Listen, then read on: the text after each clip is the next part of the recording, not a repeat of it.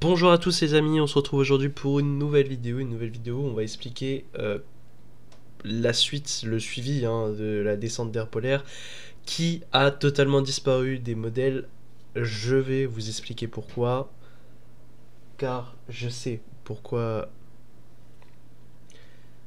Bonjour à tous les amis, on se retrouve aujourd'hui pour une nouvelle vidéo pour parler de la descente d'air polaire qui a de fortes chances de ne pas avoir lieu à cause d'un paramètre que je n'ai pas regardé mais que beaucoup d'autres youtubeurs météo n'ont pas regardé aussi, euh, qui est le vortex polaire. Donc on va passer rapidement pour l'instant sur le modèle CEP pour voir ce qu'il voit désormais. Et après, on va aller regarder le vortex polaire sur GFS qui le modélise très bien. Donc restez bien jusqu'à la fin de la vidéo pour comprendre parce que c'est assez technique. Je vais essayer de simplifier le plus possible pour que ce soit le mieux compréhensible pour tout le monde. Mais voilà, c'est quand même assez technique. Donc, le scénario qui est actuellement mis par tous les modèles, c'est que le Talweg qu'on voit ici continue de s'isoler, l'anticyclone bien sur l'Europe et tout ça, un anticyclone nordique qui va progressivement disparaître parce qu'il va se faire pousser donc par des dépressions venant du Canada. Il va se faire pousser mais en se ralliant quand même à l'autre anticyclone qui a créé un espèce de giga anticyclone, isolé le Talweg qui est devenu une goutte froide et une dépression qui passe au nord de l'Angleterre en dessous de l'Islande. Ce qui va provoquer que cette dépression va se rattacher à l'air froid, va un peu pousser l'anticyclone, mais pas grand chose, et l'anticyclone va se regonfler totalement au-dessus des îles britanniques, ce qui va créer une situation complètement nulle à chier. Voilà, cette situation est vraiment nulle. Avec un anticyclone complètement avec un cœur sur l'Europe, vraiment un cœur qui démarre de l'Écosse jusqu'en Bulgarie.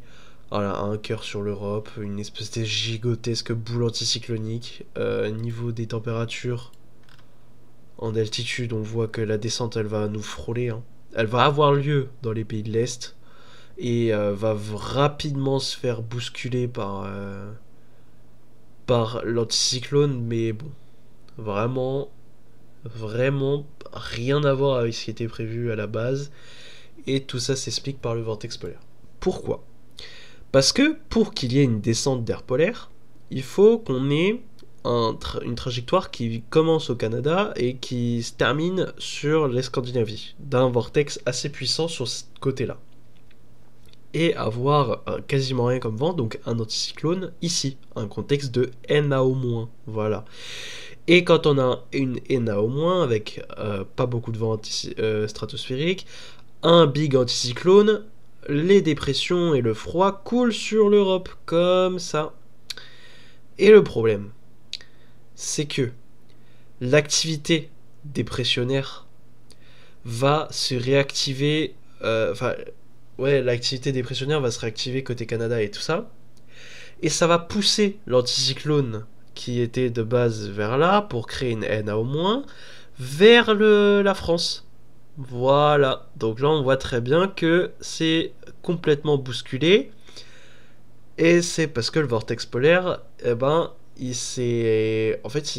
a réactivé des vents qui n'étaient pas vus dans les dernières actualisations, parce que je vais vous montrer les dernières actualisations, n'étaient pas vus aussi puissants à ce moment-là, et qui du coup va pousser l'anticyclone vers la France, qui va empêcher cette branche de descendre sur la Scandinavie, donc de descendre sur l'Europe. Et c'est ça le problème. C'est que là, la France va passer dans un anticyclone durable sur au moins la première quinzaine de novembre. Et voilà, rien d'autre va arriver. Là, l'anticyclone, donc on avait un bon début, vraiment un bon début comme ça, Le bon début, il était plus... Ouais, voilà, comme ça. Là, on avait un très bon début, une NA au moins, une descente sur la France, voilà, nickel. Donc, je vous l'ai montré sur l'actualisation d'il y a 10 jours, donc le début du signal qui était vu par GFS en premier. Hein. Donc, on voit que le signal se met en place, et là, on voit précisément le 29 octobre que la NA au moins était en place. Quasiment rien. Quasiment rien. Et là, c'était presque fait. Voilà. Après, ça bouge dans l'Atlantique, mais ça ne change rien au fait que là, la trajectoire est bonne, la descente est bonne, et après, une fois que la descente était faite, euh, l'anticyclone revenait sur l'Europe et créait une goutte froide ici. Donc, je vais vous montrer au niveau des pressions, voilà. Donc là, la descente se faisait. S'isoler, c'est parce que se faisait attraper par une dépression sur l'Italie. Et l'anticyclone repassait au-dessus sur la Scandinavie, tout ça. Et ça crée une goutte froide sur l'Europe. Et là, ce scénario-là, on avait de la neige qui était attendue. Voilà, en pleine, hein, sur le nord-est, etc. On avait des températures à 850 fraîches, froides, hein, pardon, des températures assez pour de la neige, voilà, -2 à -6, et un anticyclone qui entourait la goutte froide et qui faisait qu'elle allait stagner sur la France pour le début du mois de novembre, qui serait plutôt froid, voilà. Sauf que le vortex polaire n'est plus dans cette synoptique-là. Il a évolué, il est en train de se faire autrement, avec une réactivation des perturbations, des dépressions côté Amérique et Canada, qui va du coup décaler l'anticyclone vers l'Europe, qui va empêcher le flux de nord-ouest de s'installer entre le Canada et la Scandinavie en passant par le Groenland. Et ça va faire qu'on va avoir un début novembre catastrophique. Enfin, catastrophique. Ça dépend. Pour les hivernophiles, un début novembre catastrophique. Pour les gens qui ne voulaient pas l'hiver, du beau temps. Voilà. Donc on va avoir du temps de saison à doux. Pas excessivement doux, mais on ne sera pas sur des températures froides. Un rafraîchissement certain pour le début novembre, ça c'est sûr, hein, il va y avoir un rafraîchissement. Le froid va vraiment nous titiller hein, sur les régions de l'Est. Donc voilà, un rafraîchissement possible, du froid le matin. Voilà, pas grand chose d'autre à prévoir. La vraie descente polaire va arriver sur les pays de l'Est. Va vite se faire tège par l'anticyclone, hein, on le voit bien. Et pour la suite, on voit. En fait, le contexte reste favorable à une NA au moins. Il suffit juste que les dépressions arrêtent enfin, se calment un peu et qu'un anticyclone prenne la place au niveau de l'Amérique pour que une NA au moins soit de nouveau possible sur l'Atlantique et des dépressions et une coulée d'air polaire possible hein, de nouveau sur l'Europe. Donc là on la voit, hein, il y en a une deuxième qui est possible, qui a commencé à être prévue vers le 10 novembre. Mais bon, pour moi, jusque là, bon, parce que ça c'est pas encore sûr, hein, faut voir si ça change ou pas, parce que vu comment ça a bien changé ces derniers jours, c'est une cata. Là, on va pas parler de ça, mais jusqu'au 10 novembre, vous pouvez être certain pour la première semaine de novembre que ça va être anticyclone, soleil, plus beaucoup de pluie. Donc ça peut être bien pour les sols hein, qui en ont besoin. Les sols qui ont vraiment besoin d'eau, enfin qui ont vraiment besoin d'un peu de calme pour ingurgiter l'eau qui a été accumulée pendant ces derniers jours avec toutes ces dépressions, etc. Donc c'est bien pour les inondations et tout ça. Mais voilà, après ça va être un peu de soleil, pas force, peut-être des gelées blanches, mais ce serait très très localisé et c'est surtout des températures fraîches le matin de l'ordre de 2 à 4 degrés pour la moitié nord, de 4 à 6 degrés pour le sud et des températures l'après-midi allant jusqu'à 15 degrés au sud et 10-12 le nord. Voilà. Donc ça, ce serait à peu près le temps qu'on aurait sur toute la semaine de la rentrée. Voilà, voilà. Sur toutes les 10 premiers jours du début novembre. Et du coup, la semaine de la rentrée par la même occasion, mais c'est surtout les 10 premiers jours du mois de novembre.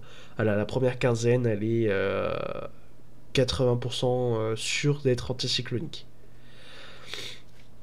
Alors, là où j'ai dit que c'était pas encore la fiabilité absolue, c'est qu'on est à J-6, même que mais bon, une synoptique comme ça, de base se confirme entre J-5 et J-4, on est à J-6. Si demain, retournement de situation, bam, on sait pas pourquoi, le vortex polaire, il se recalme côté Amérique, l'anticyclone ne se fait pas bouger jusqu'à l'Europe, et on a de nouveau la descente. Hein. Mais chance que ça se réalise, même pas 20%.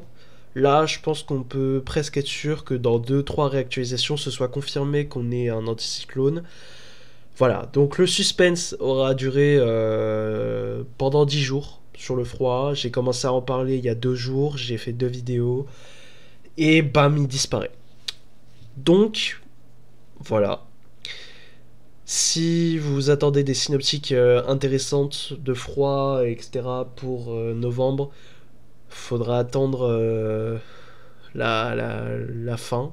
La fin du mois, la deuxième moitié du mois, à partir du 15. On ne sait pas à partir du 15. Quand on voit que c'est instable comme ça déjà sur 7 jours, donc on va voir euh, pour le 15 au fur et à mesure. À partir du 15 jusqu'au 30, on pourrait avoir le début de l'hiver à un moment, mais si on est vraiment dans un début d'hiver pessimiste, on aurait le début d'hiver en décembre. Par hiver, j'entends température froide, gelée, neige, voilà. Hein, parce que quand je dis hiver, quand j'ai dit hiver dans la dernière vidéo pour du 0 à 3 degrés en pleine et un peu de neige, il y a certains commentaires qui m'ont fait des gens plus âgés qui m'ont dit oui, moi à mon époque c'était normal, machin, c'est pas ça que j'appelle l'hiver. J'appelle ça l'hiver parce que de nos jours c'est ça l'hiver. Euh, on va voir si on aura des conditions plus froides qui arrivent à partir du 15. Mais là, pour l'instant, jusqu'au 10 sûr qu'on soit anticyclonique. À partir du 10, possiblement une descente, même si j'y crois moyen vu l'échéance. Mais on va voir. Hein. C'est possible, hein, c'est pas... Là, possiblement. Mais bon, après, c'est à voir. On va suivre ça, mais je ne pense pas, pour cette descente, que pour l'instant, elle soit sûre. Ça m'a l'air pas très sûr du tout. Pour moi, ça devient sûr à partir de 200 heures. Donc là, on est à... Là, la potentielle descente qu'on devait avoir, elle est à 150 heures. Ça commence à avoir un accord sur tous les modèles. Donc à partir de 150 heures, 200 heures, on va être sûr... Enfin là, on est sûr hein, que je pense que ça ne va pas toucher la France. S'il y a un retournement de situation, ce serait vraiment que nos modèles soient vraiment, vraiment en manque de fiabilité exceptionnelle. Parce que là, on arrive à 100 heures. 100 heures, c'est confirmé. Donc là, on est à 150 heures. Il y a déjà un accord sur tous les modèles. Je ne vois plus aucun modèle qui voit du froid, plus aucun modèle qui voit plus chaud que ça. C'est vraiment tous les modèles voient ça. Tous les modèles voient que la descente arriverait sur l'Allemagne et descendrait jusqu'en Bulgarie. Tout ce qui est derrière, plus à l'est de cette ligne, serait dans une descente d'air polaire. Tout ce qui est plus à l'ouest serait dans des conditions très anticycloniques, de la normale de saison à plus douce. Et voilà. Donc on va voir par la suite. Mais moi, j'y crois plus. Personnellement, là, avec le vortex polaire... je n'y crois plus, donc là on peut voir le jet stream. Voilà, là le jet stream, il n'y a rien qui vient sur la France. Tout passe trop à l'est. Tout passe beaucoup trop à l'est. Voilà, donc là on est sûr que là c'est typique d'un anticyclone. Quand il n'y a pas de vent comme ça, c'est vraiment typique d'un anticyclone et ça se voit hein, sur les anomalies. Bah voilà. Voilà, voilà. Une NAO moins, normalement, on aurait un anticyclone là, une coulée là. Et là, on n'a pas de. Enfin, c'est une espèce de NAO moins bizarre, voire même pas du tout de NAO moins, parce que là, c'est complètement bousculé hein, par les dépressions qui reviennent du Canada. Et ça s'isolerait totalement sur l'Europe après à voir qu'est-ce que ça va donner sur la suite. Voilà. Oh là là, c'est dégueulasse.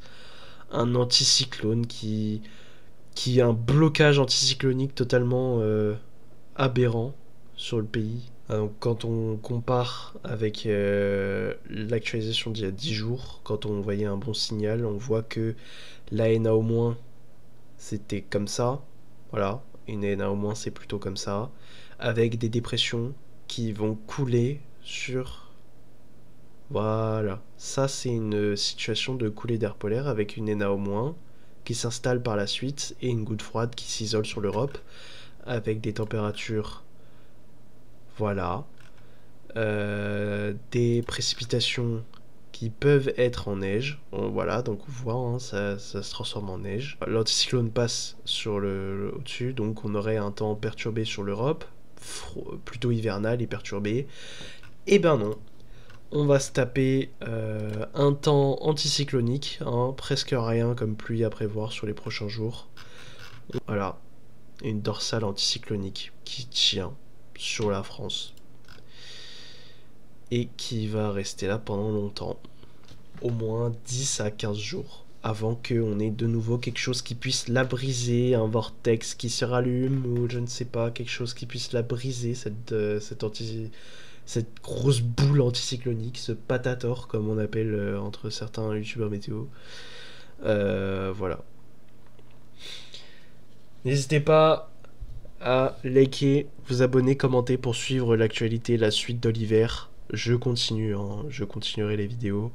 Je continuerai les suivis à chaque situation intéressante. J'espère ne pas trop me manger de flops comme celui-là parce que j'ai fait 2 vidéos où j'étais plutôt confiant parce que les synoptiques étaient bonnes vues par CEP, etc.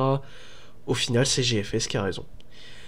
Et c'est là que ça m'étonne parce que l'année dernière, c'était plutôt l'inverse. Si GFS est plus fiable cette année que CEP, je pense qu'on va avoir des sacrées surprises tout au long de l'hiver.